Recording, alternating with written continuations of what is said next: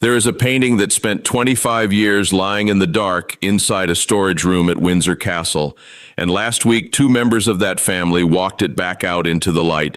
Princess Anne helped William pull off something that had been building for a quarter of a century, and the fallout inside those walls was so immediate and so violent that Camilla was left standing there completely gobsmacked, running straight to Charles and demanding that he fix it, only to discover she had absolutely no power to stop any of it. But the portrait is not actually the part that broke her. William built the plan. Every legal step, every institutional box ticked, all of it designed so that nobody could ever undo it. And then Anne did one thing at the end that was not in that plan at all, that nobody had scheduled and nobody had prepared for, and that landed on Camilla harder than the painting ever could. It stunned the country when it got out. From what I understand, it stunned William too. We are going to get to that, so stay with me. Before we go any further, make sure you are subscribed so you do not miss where this ends up. Quick word before we go deeper. I'm Harold. I spend my time going through everything that moves around this family. The records, the inquiry documents, the reporting that got buried before anybody finished asking questions. And what you are about to hear is me putting the pieces together the way I read them, not a palace press release. Stay to the end, because the last 30 seconds of this story are 5 words long, and they were spoken in a room with 2 women in it. So, let me tell you exactly what happened. William pulled Princess Diana's official portrait out of the storage room where it had been sitting for over 2 decades and placed it exactly where it was always supposed to go, on the Hall of Matriarchs wall at Windsor, directly beside Queen Elizabeth. If you have not heard that name before, the Hall of Matriarchs is the wall inside Windsor reserved for the women who actually shaped this monarchy. It is the most sacred ceremonial space in the entire residence. Camilla had no idea it was coming. She saw it, and by every account, she was completely gobsmacked. She ran straight to Charles and ordered him to have it taken down immediately. And what Charles did next turned that entire palace upside down. And I will get to that too, because his reaction is the second most devastating thing in this story. But first, you need to understand the wound underneath all of it, because none of what happened makes any sense without it. There is a portrait of Princess Diana that most people have never seen up close, and the story of where that painting has been sitting for the last 25 years is going to make your stomach drop. It was painted during one of the most celebrated periods of her entire public life. She was at the height of absolutely everything. Her beauty, her warmth, that thing she did that no royal before her had ever managed, where she made ordinary people feel seen and loved by somebody who had no reason at all to notice them. People who were in the room when Diana first saw the finished portrait say she stood in front of it for a long time and did not say anything. Think about that for a second, because that is a very specific kind of silence. That is what happens to a person when something captures exactly who they are and they were not expecting it to. That portrait was supposed to hang in the Hall of Matriarchs. Diana never saw it hang there. She died before it happened. And after she died, the portrait was quietly removed from consideration, wrapped up, and put into palace storage, where it sat in the dark for over 20 years, while the world outside those walls kept putting her face on magazine covers and memorial stamps and the front of every book about the modern monarchy. Now here is where you have to slow down, because what was happening inside that building in the days after her death is a completely different story to the one the country was watching on television. Diana died on the 31st of August, 1997, and the world grieved openly and loudly. You remember the flowers outside the gates. You remember the crowd standing there in the rain because they did not know where else to go. On the other side of those gates, it was quieter, and honestly, it was a great deal uglier. Within hours of her death being confirmed, the first calls made from inside the palace were not calls of grief. Royal insiders have reported for years that among the very first concerns raised in those hours was whether Diana had any crown jewelry in her possession in Paris. Somebody wanted to know where the property was. The scramble to reclaim it started before the British public had even been told their princess was gone. And while that was going on, Camilla was already moving. Camilla had spent years as the hidden woman, the one Charles visited in secret while he was married to somebody else, the one Diana called the Rottweiler her in private because Diana understood better than anybody alive exactly what this woman was doing to her marriage and exactly how good she was at doing it. Now Diana was gone and Camilla started moving through the palace rooms Diana had called home, and she did not simply move in. Stop and think about the difference here because it matters. Moving in is what anybody does. Camilla erased. Diana had kept fresh flowers throughout the spaces she lived in, arrangements she had chosen herself because that was the kind of small personal thing she cared about. Camilla ordered them removed and burned, not replaced. Burned. There is a difference between throwing something out and setting fire to it, and everybody who worked in that house understood which one they were being asked to do.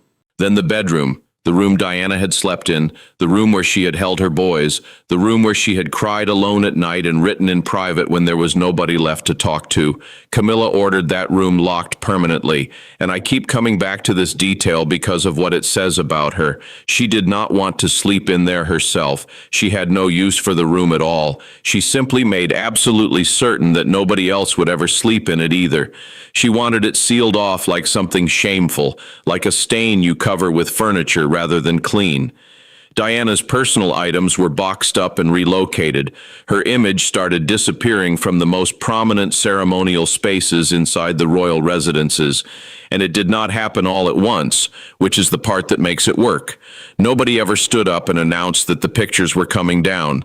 One frame moved to a smaller room, then another one moved to a corridor, then a third simply stopped being anywhere at all, and by the time anybody noticed the pattern, there was nothing left to point at. That is how you erase a person from a building without ever writing an instruction down. You do it in pieces small enough that objecting to any single one of them makes you look unreasonable. And the Hall of Matriarchs at Windsor, that wall of honor reserved for the women who built this thing, never received her portrait at all. For over 20 years, the most beloved royal woman of the modern era was missing from her own family's wall because one woman found her presence uncomfortable. Foreign heads of state walked past that wall. Prime ministers walked past it. Her own sons walked past it at every family occasion of their adult lives and counted the faces and knew exactly whose was not there. Now let me take you to the boy in all of this because everything that happened last week runs directly through him. William was 15 years old when he walked behind his mother's coffin through the streets of London on the 6th of September 1997. He walked in silence in a dark suit in front of the entire planet with his face completely still. And people forget that he was not walking behind that coffin as an innocent child who did not understand what had happened to his parents. He was a child who already knew that his father had been having an affair with another woman for years because Diana had sat him down and told him herself. She told him there were 3 people in that marriage. She said that was the reason the family had come apart. If that phrase sounds familiar to you, it is because she said a version of it out loud on national television in the Panorama interview in November of 1995, and the whole country heard it at the same time her sons did. His younger brother found out in a completely different way. And honestly, this is one of the saddest details in the entire story. Harry was sitting watching a television debate about the monarchy with his mother. Camilla's name appeared on the screen and he turned to Diana and asked her who that was. And Diana had to explain it to her youngest son right there, Liv, in the middle of a program with absolutely no preparation and no gentle way to do it. But the most devastating thing William would ever learn about what was done to his mother did not come from a conversation at all. It came from a letter. In October of 1995, 2 years before she died, Diana wrote a note to her solicitor, Lord Mishcon, and in that note, she stated that she believed her husband was planning to have her killed in a staged car accident. She wrote about brake failure and serious head injury. She wrote that it would leave him free to move on. She wrote that Camilla was nothing but a decoy and that she herself was being used by the man in every sense of the word. 2 years after she wrote those words, Diana died in a car crash in a tunnel in Paris. That note was handed to police after her death and then sat untouched for 6 years before it finally reached Scotland Yard. 6 years. Think about that for a second because it is the detail in this whole story that I cannot get past. A woman writes down that she believes her husband is planning to kill her in a car. She gives it to her lawyer. She dies in a car 2 years later. The lawyer hands the note to the police, and then it sits in a drawer for 6 years while the country holds inquests and prints theories and argues about seatbelts. Nobody has ever given a satisfying account of those 6 years. Charles was eventually questioned about it privately at St. James's Palace as part of the inquiry that followed. Now, I want to be straight with you here because this is the part where a lot of channels start selling you something. That inquiry looked at the note and looked at the crash and concluded there was no evidence of any conspiracy at all. I am not standing here telling you Diana was right about what she wrote. I am telling you that she wrote it. I am telling you she was frightened enough of the man she had married to put it in writing and hand it to a lawyer. And I am telling you that her 15-year-old son eventually grew up and read it. Watch what he does with the rest of his life, because that letter is sitting underneath every single decision. William and Harry did not know the full contents of that note for years, and when William finally understood what his mother had been writing down in the last 2 years of her life, and then turned around and looked at what had been done to her memory inside the palace walls after her death, something inside him hardened completely. It has never softened since, not once. He watched Camilla move through the rooms his mother had lived in. He watched portraits of his mother come off the walls. He watched the Hall of Matriarchs stand there with a gap in it where Diana should have been year after year at every state occasion, at every family gathering, at every point in his life when he walked past that wall and counted the faces, and in public he kept his face completely still, the way he had learned to at 15. On the inside, the anger was eating him alive. At 16, he finally broke. He pulled aside somebody close to him and he let all of it out at once.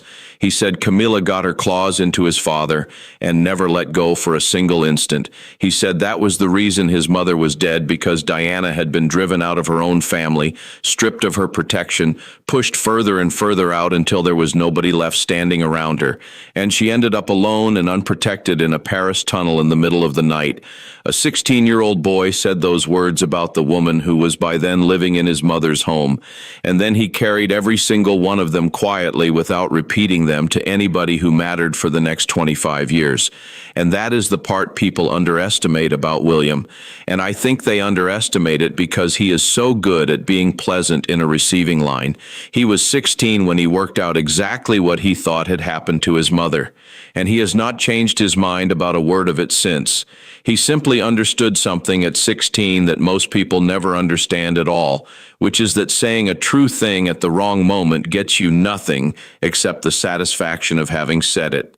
So he shook her hand at Christmas. He stood next to her in photographs. He supported her elevation when the moment came in public on camera with a straight face. And he waited until the day he had the authority to act. And he never once let her see it coming. But William was not the only person in that family walking around with a wound connected to Camilla. There was one other, and hers ran deeper than his, and hers started long before Diana ever entered the picture. That person is Princess Anne. Before Camilla married Andrew Parker B.S., Andrew Parker B.S. was in a serious romantic relationship with Anne. Not a passing thing, not a rumor somebody invented afterwards. They were close enough that marriage was being discussed between them, and the royal family shut it down. Andrew was Catholic. Anne, as a senior member of the Church of England, was not permitted to marry him, so she stepped aside because that is what she has done her entire life every time the institution has asked her to, and because she genuinely had no choice in the matter at all. Within a very short time, Camilla moved in, and Andrew proposed to her, and Anne sat in the pews at their wedding in 1973 and watched it happen. Sit with that image for a moment, because it is the foundation of everything that came after it. A young woman in her early 20s, sitting in a church watching the man she had been talking about marrying marry somebody else, having been told she was not allowed to be the one standing up there and doing it in public in a hat with photographers outside, with her face arranged into exactly the expression the institution required of her. That afternoon she did not make a scene. She has never made a scene about anything in her life. She sat through the service, she went to the reception, and she has never in 50 years said one public word about what that day cost her. That is the woman we are talking about here, not somebody who lashes out, somebody who files things away. And then the woman who took him spent the next several decades as a secret mistress who destroyed Anne's brother's marriage, broke Diana into pieces in front of the entire world, and eventually walked into Buckingham Palace with a crown on her head. Royal biographers have written for years that Camilla was deeply intimidated by Anne, that Anne's coldness toward her was nerve-wracking to be around, and that whatever sat between those two women from 1973 was never resolved and was never going to be. And I think it is worth being precise about what that means in practice, because it is not shouting and it is not a feud anybody could photograph. It is a woman who says good morning and then says nothing else for the rest of the day. It is being seated correctly at every dinner for 50 years and never once being spoken to like family at any of them. It is the specific coldness of somebody who is never rude enough to give you anything you could complain about. After the coronation in May of 2023, Anne reportedly confronted Camilla at a private luncheon, looked her directly in the eye, and told her something that has been repeated around that household ever since, that she is not the queen, that she is the king's wife. Anne has allegedly never bowed to her, not once. The story goes that she asked Queen Elizabeth personally for permission to be exempt from that particular protocol, and that the Queen granted it without much of an argument. And through all of it, Anne watched Diana be erased. She watched the portrait disappear into storage. She watched that wall stay empty for 20 years while the family put out statements about legacy and memory, and she carried every single piece of it in the way that Anne carries things, which is silently and permanently and without ever giving anybody the satisfaction of seeing it. So you had two people inside that family who both wanted the exact same thing for completely different reasons, and who had both been waiting a very long time to get it. They wanted Diana back on that wall. And then came the night when the waiting was finally over.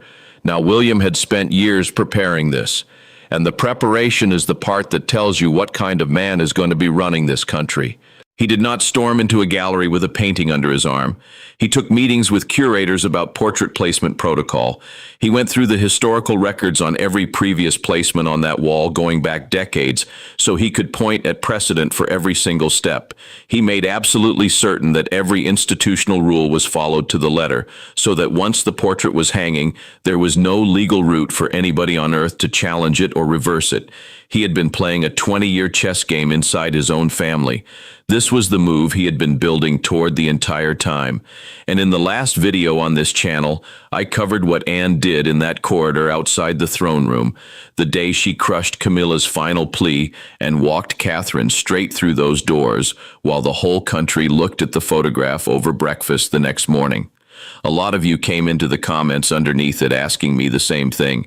You wanted to know what Anne and William are actually capable of when the two of them stop working separately and start working together. This is that video because the night before it happened, William picked up the phone and called his aunt. The call was short. Neither of them needed a long one, and both of them had been waiting a very long time for the conversation to happen at all. Anne said she could not wait to see the look on her face. She said it was long overdue. She said Diana deserved to come home, and William said she comes home tomorrow. That was it. The call ended. Two people in two different buildings, both of whom had spent decades keeping their faces completely still in public rooms, agreeing in about 30 seconds to do the one thing nobody in that household had ever dared to do, and Camilla had no idea any of it had happened.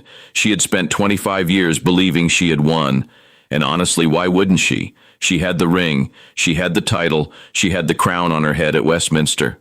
And she had the walls of that palace arranged exactly the way she wanted them. Every trace of the other woman was in a box somewhere or behind a locked door. She was about to find out how wrong she was about all of it. So, let me take you into the night Diana came home, because the planning around it is genuinely something to look at. William's team had scheduled Camilla for an engagement outside London that day. That was not a coincidence, and it was not luck. Somebody sat down with a diary and put her on a train out of the city on purpose to get her out of the building and keep her out of it until the whole thing was finished and completely irreversible. While she was gone, the Hall of Matriarchs at Windsor was closed. Not to everybody, but to almost everybody. A handful of trusted staff were allowed in, people who had been personally vetted, people who understood exactly what they were about to be part of and could be relied on not to pick up a phone about it. Nothing appeared on the official royal diary. No press release was prepared or drafted or held ready. There was no plan to tell anybody at all. This was happening in total silence, which is how you know it was never about making a statement. It was about getting it done. In the early evening, the portrait of Princess Diana was carried into the Hall of Matriarchs. It had been sitting in protective wrapping in a storage room for over 20 years, and the people who have described that evening keep coming back to the same detail, which is the way the staff handled it as they brought it in. They moved slowly with it. They moved with it the way you move with something that has already been hurt once and does not deserve to be hurt again. And Princess Anne was there, not sending word, not receiving a report afterwards. She was standing in that room in person because she had insisted on overseeing the placement herself, and she was not going to let anybody else do it for her. Here is the thing about that, and I want you to hold on to it. Nothing in William's plan required her to be there. The curators had it. The protocol was cleared. The precedent had been checked and rechecked for months. She could have stayed exactly where she was and read about it in the morning like everybody else. She came anyway. She had waited 50 years, and she was going to see it with her own eyes. The protective wrapping came off slowly, and for the first time in more than 2 decades, Diana's portrait was fully visible inside the walls of Windsor Castle, in the room where it had always been meant to be. And I have thought about that moment a lot, because of who was standing in the room to see it. Anne knew that face when it was young. She was in the family before Diana arrived. She was there through the wedding and the marriage and the collapse and the funeral, and she watched the whole arc of it from about 4 feet away. So that wrapping came off in front of a woman who was not looking at a national icon or a magazine cover at all. She was looking at a girl she had watched get destroyed by the same institution she has given her entire life to. The frame was prepared. The placement was measured and confirmed and measured again. Because on a wall like that, 1 inch matters. And everybody in the room knew it. And within 90 minutes of that portrait arriving in the gallery, Diana's face was on the wall. She was placed directly beside the late Queen Elizabeth. 2 women side by side, one who reigned for 70 years and one who never got the chance to reign at all, right where the pair of them should have been standing together from the very beginning. The room went very quiet after it was done. Multiple people who were in there have said the same thing, which is that nobody spoke for a while. They did not congratulate each other. Nobody made a speech. They stood there in a closed gallery in an empty castle and looked at a painting that should never have left it. And then Princess Anne said something. She said it quietly, almost to herself, the way people do when a sentence has been sitting in their chest for so long that it comes out whether they meant to say it or not. Staff standing nearby heard it clearly enough to repeat it afterwards. She said that Diana belongs here, and then she said that she always did. Not that she deserves to be here, not that it is about time somebody did something. Belongs in the present tense, as though the last 25 years had been an administrative error that somebody had finally got around to correcting. That is it. That is the whole thing. No speech, no statement, no line prepared for a press office. Just the truth said out loud in a room that had been carefully silent about it for 25 years by a woman who has spent her entire life not saying things. And I want you to understand the size of what was actually being corrected in that room. Diana was the most beloved royal of her entire generation. She filled stadiums. She lined streets. She made the whole world weep at her funeral in a way that had never happened before and has not happened since. And if you were alive that week, you remember exactly where you were standing. And her own family kept her portrait locked in a storage room for over 2 decades because one woman found her presence threatening. That woman was asleep across London that night.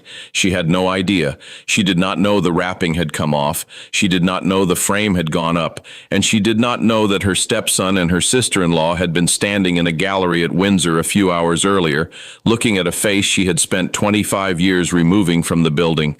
Now, there is something you need to understand about how frightened Camilla had always been of exactly this moment, because it did not start last week. Camilla finally met William face to face for the first time at Clarence House. And one royal biographer reported that she was shaking beforehand, that she needed a drink to steady herself before she could walk into the room. She was physically trembling at the thought of facing a teenage boy. And people have offered all sorts of explanations for that over the years, but the simplest one is usually the right one. She knew exactly what she had done to his mother. She knew that he knew, and she had absolutely no defense to offer him, not one sentence, because there is no version of that conversation where she comes out of it well. She had been afraid of William since he was 16 years old, but she had never once imagined he would do this. that the boy who walked silently behind his mother's coffin would spend the next 25 years quietly, methodically, patiently building toward a single evening where he would put his mother back on the wall she was always owed, and do it so carefully that not one person could take her down again. That evening, Camilla came back from her engagement outside London. She went to sleep in the palace she had spent 25 years reshaping and restructuring and scrubbing clean of another woman's presence. She slept, and a few miles away in the Hall of Matriarchs, Diana looked out from the wall beside the Queen. The next morning, Camilla was going to wake up and walk straight into the worst day she had experienced in decades. She just did not know it yet. Camilla came back to Windsor the following morning expecting a completely normal day. A schedule, a car, a set of engagements, the usual. She walked in, she heard the news, and the reaction was immediate and it was physical. She did not compose herself. She did not go somewhere private and process it and come back out with a face on. Everybody who was near her that morning describes the same thing, which is that she went completely rigid with fury, standing right there in the corridor in front of household staff who suddenly had somewhere else they needed to be. Then she started issuing orders. She ordered the portrait taken down at once. She demanded an emergency meeting with William. She insisted that Charles step in on her behalf and deal with it. And she demanded a full explanation from every single member of palace staff who had been involved in carrying that painting into the gallery. Every one of those demands was refused, every single one of them. And notice the last one, because it is the most revealing thing she asked for that morning. She wanted names. She wanted to know which members of staff had been in that gallery, which is not the request of somebody who wants a painting moved. That is the request of somebody who intends to deal with the people afterwards the way she has dealt with people in that building for 25 years. They would not give her the names either. For the first time in her entire royal career, Camilla was completely powerless inside her own home. And I want you to think about how strange that must have felt for her, because this is a woman who has spent 25 years being the person in that building whose preferences quietly became policy. Rooms got locked because she wanted them locked. Flowers got burned because she wanted them gone. Portraits came off walls without anybody ever writing an instruction down. And she had just discovered that a palace which can be restructured around one woman can be restructured right back around another one, and that she had no authority to stop it happening. But the refused demands were not the worst part of that morning, not even close. The worst part was what happened when she turned to her husband, because Charles had spent decades fighting for this woman. Understand the scale of that before you judge his next move. He fought the institution for her. He fought the public who despised her for years and made no secret of it. He fought the press. He fought his own sons, both of whom told him to his face not to marry her. He spent 25 years being the one person in the entire world Camilla could rely on to stand up for her when nobody else would. And now she was standing in front of him, humiliated and furious and shaking with it, waiting for him to pick up a phone and make this go away like he always had. He looked at her and he said nothing. That is it.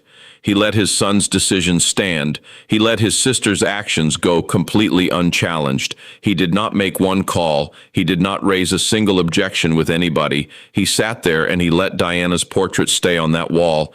And you have to understand what a phone call would have cost him, because it was not much. He is the king. One sentence to a private secretary, and that painting comes off the wall by lunchtime, and the story never leaves the building. Whatever legal groundwork William had laid, the sovereign asking for something in his own castle is not a small force to push against. He did not do it. He chose the cheapest possible option for himself, which was silence, and he handed his wife the bill for it.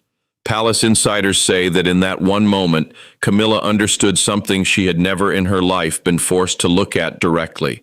Charles had made his choice. He had chosen the institution. He had chosen his son. And after a lifetime of getting it wrong, he had chosen to finally honor the woman he had spent that lifetime wronging. And here is what makes his silence so much heavier than it looks on the surface. This is a man who, according to reporting that came out recently, has been privately begging William not to push Camilla out after he dies. He knows exactly how deep his son's resentment runs. He has spent years trying to hold that resentment in place with his own hands, asking for patience, asking for time, asking for one more year of peace. Sources close to the family have confirmed that William still carries real unresolved anger toward Camilla over what was done to his mother. One person put it about as plainly as it can be put, which is that the way Camilla betrayed Diana has not been forgotten by either of those sons, and that William has simply been more disciplined than Harry about hiding it. Charles knows all of this. He has always known it, and when the moment finally arrived, he went quiet. That is not a husband failing to defend his wife in an argument. That is a king sitting in a room and accepting that the reckoning he had been holding back for 25 years had finally walked through the door, and there was nothing left to hold it back with. And then just when Camilla thought she had already seen the worst thing that was going to happen to her that day, Princess Anne walked into the room. Now, this is the part I have been holding since the start, and I want to tell you exactly why it matters before I tell you what she said. Nothing about this was in the plan. William's entire operation was built to be silent. That was the whole design of it. No press release, no diary entry, no confrontation, no scene that anybody could photograph or quote or turn into a story about a family fight. He had spent months making the thing legally airtight precisely so that it would never need defending out loud. It was supposed to be finished the second that frame went up on the wall. Anne walking into a room to say it to Camilla's face was not part of that. Nobody scheduled it. Nobody cleared it. From what I understand, William found out it had happened afterwards like everybody else. She came herself face to face. No aides, no witnesses arranged, nobody there to write it down in a way that could be softened later. She looked at the woman who had burned Diana's flowers, who had locked her bedroom, who had watched her portrait vanish off the walls for 20 years and never once asked where it went. And she said 5 words. She said, "It is what Diana deserved." Past tense this time. Deserved, not deserves, not is owed, not should have had. A statement about a debt that had been outstanding for 25 years and had just been settled in full by somebody else. That is the whole thing. 5 words from a woman who has spent 70 years in that family perfecting the art of not saying what she thinks. And Camilla stood there and took it because there was nothing she could do with it. This is the one woman she has never been able to win over, never been able to charm, never been able to intimidate, never been able to make bow to her, not once, not even after the crown went on. And that woman had just walked into a room, told her that her 25-year project had been undone because the other one deserved it, and walked back out. The story got out. Of course it got out because 5 words in an empty room in Windsor Castle are worth more to a newspaper than any statement a press office has ever written. And when it landed across the entire country in a single morning. The painting was the plan. The 5 words were the part nobody saw coming, including the man who spent 20 years building the plan. And what followed was not just one terrible morning for Camilla. It was the beginning of a complete and permanent restructuring of her position inside that family. She was quietly removed from upcoming public engagements. Not announced, not explained, just gone from the schedule the way things go when somebody upstairs has decided something. Royal patronages that Diana had built and championed started being reactivated under Catherine's office. If you have not come across that word before, a patronage is the formal link through which a royal supports a charity. And Diana's were never decoration. She built hers around hospices and landmines and AIDS wards at a time when shaking a patient's hand without gloves on made the front pages. Charities Diana once poured herself into started reappearing in William's official schedule. And here is the number that tells you everything about what was actually happening. The royal family's own communications mentioned Diana's name more in the 2 weeks after that portrait went up than in the previous 2 years combined. That is not sentiment. That is a signal, and it is a clear one, and it is institutional, and it does not go backwards. The balance of power inside that household shifted, and everybody on the payroll understood it at the same time. Now let me put the last piece in because you cannot understand why William was ever going to do this without it. William has carried real deep resentment toward Camilla for his entire adult life. That is not a rumor, and it is not analysis.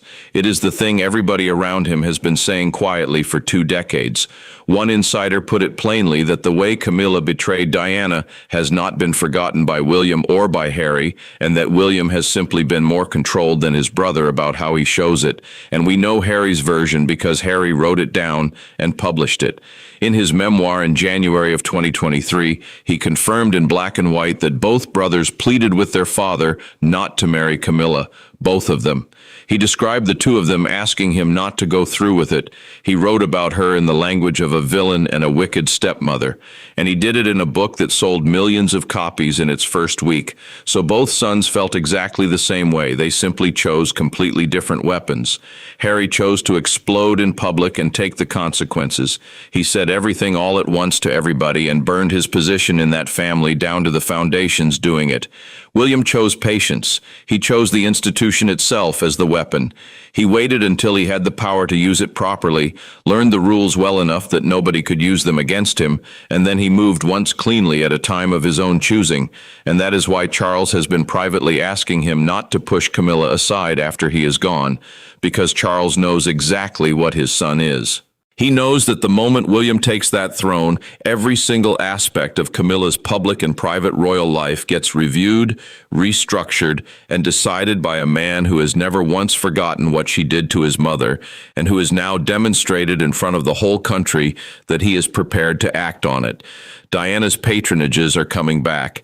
The charities she built out of genuine love are being lifted back into the light under Catherine's name and William's diary. Diana's name is being spoken inside official palace communications with a frequency and a depth of respect that has not existed since before she died. And the Hall of Matriarchs at Windsor now has her on its wall beside Queen Elizabeth, the two women who between them define the entire emotional heart of the modern British monarchy, standing together at last on the wall where they always belonged. William was 15 years old when he walked behind his mother's coffin through the streets of London. He made himself a promise that day, and then he did the hardest thing a furious person can do, which is nothing at all for 25 years, while he built the ground underneath it so carefully that nobody could ever pull it out from under him. And when he was finally ready, he brought in the one person in that entire family with the standing and the history and the sheer nerve to make it stick. Then one quiet evening, while Camilla was asleep across London with no idea at all, the two of them walked his mother back into the room she had always been owed. Diana would be proud of the man her son turned into. I think that is the honest read on all of this, and I think anybody who watched that 15-year-old boy walk down the mall in 1997 would agree with it. But the person who has to live inside the result is not him. Camilla spent 25 years getting that face off those walls. She burned the flowers. She locked the bedroom. She boxed up the possessions and kept the portrait in the dark for over 2 decades. And she genuinely believed it was finished, and now she has to walk past Diana every single day, in a house she thought she had won, in a family where her husband will not lift a finger for her, past a wall she is not allowed to touch, with 5 words from her sister-in-law following her down every corridor in that building for the rest of her life. Thanks for watching. If you got something out of this one, hit that like button and subscribe, and I will see you in the next